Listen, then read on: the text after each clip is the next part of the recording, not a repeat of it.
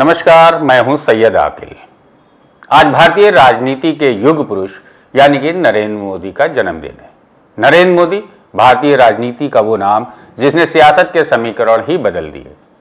वडनगर गुजरात के एक छोटे लड़के से देश के सबसे ताकतवर नेता बनने तक का ये सफर एक व्यक्ति की कहानी नहीं, ये एक पार्टी, एक विचार और एक पूरे दौर का बदलाव है।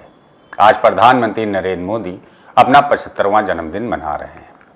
इस मौके पर हम उनके जीवन, उनके फैसलों, उनकी विदेश नीति और विवादों का विश्लेषण करेंगे। साथ ही देखेंगे मोदी से पहले भाजपा क्या थी और आज भाजपा क्या है। प्रधानमंत्री नरेंद्र मोदी का जन्म 17 सितंबर 1950 को गुजरात के वडनगर में हुआ था। पिता रेलवे स्टेशन पर चाय बेचते थे, वहीं मदद करते हुए मोदी बड़े हुए। बचपन से ही आर्थिक तंगी से लेकर संघर्षों तक उन्हें आत्मनिर्भर बनाया। ये पृष्ठभूमि आज भी उनकी राजनीति में एक नैरेटिव के रूप में मौजूद है। किशोरावस्था में राष्ट्रीय स्वयंसेवक संघ यानी आरएसएस से जुड़कर उन्होंने संगठनात्मक राजनीति का अनुभव लिया। यही अनुशासन, यही नेटवर्क बाद में उनके कैरियर की नींव बना। मोदी की कहानी बताती है कि जिंदगी की शुरुआत चाहे कितनी साधारण क्यों ना हो, अगर इरादा बड़ा हो तो मुकाम भी बड़ा मिलता है। 2001 में गुजरात के सीएम बने मोदी की राजनीतिक जीवन की शुरुआत काफी चुनौतीपूर्ण रही। भूकंप से तबाह गुजरात को दोबारा खड़ा करने को चुनौती स्वीकार की। उसके बाद 2002 में हुए गुजरात दंगों ने उनकी छवि पर गहरे सवाल खड़ा किए। विवाद जरूर खड़े हुए, मगर इसमें कोई संदेह नहीं कि गुजरात दंगों के बाद जितने सवाल खड़े हुए, उतने ही मोदी की राष्ट्रीय स्तर पर एक वर्ग में स्वीकारता बढ़ी। गुजरात दंगों ने उन्हें अंतर्राष्ट्रीय मंच से अलग थलग कर दिया। अमेरिका ने वीजा तक बैन कर दिया, लेकिन इसके बाद विकास का मॉडल सामने आया। वाइब्रेंट गुजरात, निवेश शिखर सम्मेलन, इंफ्रास्ट्रक्चर प्रोजेक्ट और उद्योगों को आकर्षित करने की नीति। मोदी का गुजरात कार्यकाल एक विरोधाभास है। जहां एक तरफ उन्हें दंगों का खलनायक कहा गया, वहीं दूसरी तरफ विकास का नायक भी वही बने। वाइब्रेंट गुजरात समिट, इंफ्रास्ट्रक्चर, बिजली और इंडस्ट्री गुजरात मॉडल पूरे देश में चर्चा का विषय बना। गुजरात मॉडल को ही 2014 के आम चुनाव में उन्होंने देश के सामने रखा और उनकी राष्ट्रीय राजनीति का प्रवेश द्वार भी बना। मोदी अब स्वतंत्र भारत के सबसे लंबे समय तक शासन करने वाले गैर कांग्रेसी प्रधानमंत्री हैं। 2014 में नरेंद्र मोदी ने पहली बार प्रधानमंत्री पद की शपथ ली।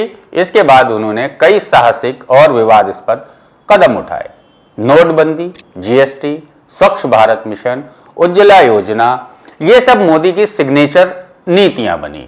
2016 में हुई नोटबंदी को काले धन के खिलाफ सर्जिकल स्ट्राइक कहा, लेकिन नोटबंदी से असर पर अब भी बहस बरकरार है।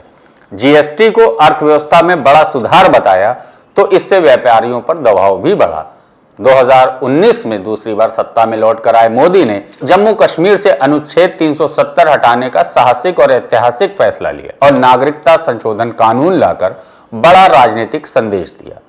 हालांकि सीएए, एनआरसी जैसे बिल लाए जिस पर देश भर में आंदोलन हुए। विपक्ष ने इसे भेदभावपूर्ण कहा। सेना में युवाओं की भर्ती के लिए अग्निवीर स्कीम लाए। हालांकि इस पर काफी बहस हुई और सवाल भी उठे।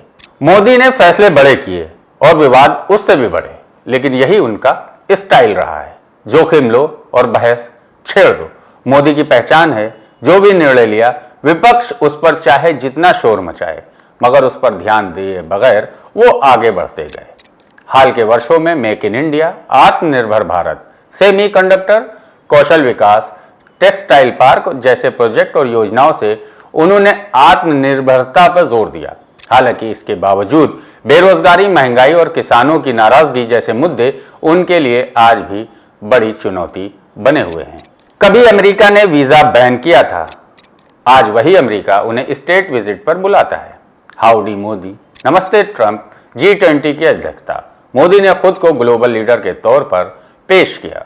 रूस यूक्रेन युद्ध, चीन की चुनौती और अमेरिका से रिश्ते, मोदी ने हर मोर्चे पर बैलेंस साधने की कोशिश की। मोदी की विदेश नीति ने भारत की छवि बदली। अब भारत दर्शक नहीं बल्कि निर्णायक के रूप में टेबल पर बैठता है। मोदी की राजनीति का एक अहम पहलू उनकी विदेश नीति रही है। वे खुद को ग्लोबल स्टेट्समैन के रूप में पेश करते हैं। अमेरिका, जापान, फ्रांस जैसे देशों से गहरे रिश्ते, अंतर्राष्ट्रीय सम्मेलनों में व्यक्तिगत ब्रांडिंग और प्रवासी भारतीयों से सीधे संवाद, ये सब प्रधानमंत्री मोदी की शैली का हिस्सा है। G20 समिट हो या गठबंधन, मोदी ने भारत की छवि को विकासशील दुनिया की आवाज के रूप में पेश करने की कोशिश की, लेकिन मोदी के आलोचक इस पर लगातार सवाल उठाते रहे कि भारत के पड़ोसी देशों से रिश्ते सहज नहीं रहे, चाहे पाकिस्तान, चीन या नेपाल की बात हो। केंद्र की सत्ता में आते ही मोदी विपक्ष के निशाने पर सीधे तौर पर रहे हैं। विपक्ष का आरोप है कि मोदी सरकार में लोकतांत्रिक संस्थाएं कमजोर हुई, चुनाव आयोग और मीडिया पर दबाव, विपक्षी नेताओं पर एक तरफा कार्रवाई, चुनावी बांड, केंद्रीय एजेंसियों के दुरुपयोग जैसे मुद्दे बार बार उठते रहे।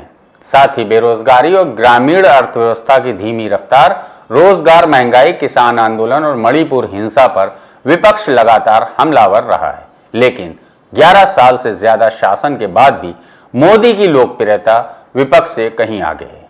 मोदी की व्यक्तिगत लोकप्रियता और करिश्मा विपक्ष के लिए अब भी सबसे बड़ी चुनौती है। नरेंद्र मोदी अपने समर्थकों के लिए विश्वगुरु और भारत के निर्माता हैं, विरोधियों के लिए लोकतंत्र पर सबसे बड़ा खतरा। लेकिन सच्चाई यही है कि मोदी ने भारतीय राजनीति को स्थायी रूप से बदल दिया है। चाय बेचने वाले लड़के से लेकर ग्लोबल लीडर बनने तक, मोदी की कहानी सिर्फ व्यक्तिगत सफलता की नहीं, बल्कि भाजपा और भारतीय राजनीति की दिशा तय करने वाली कहानी है। और यही मोदी और भाजपा का असली गणित है। नमस्कार।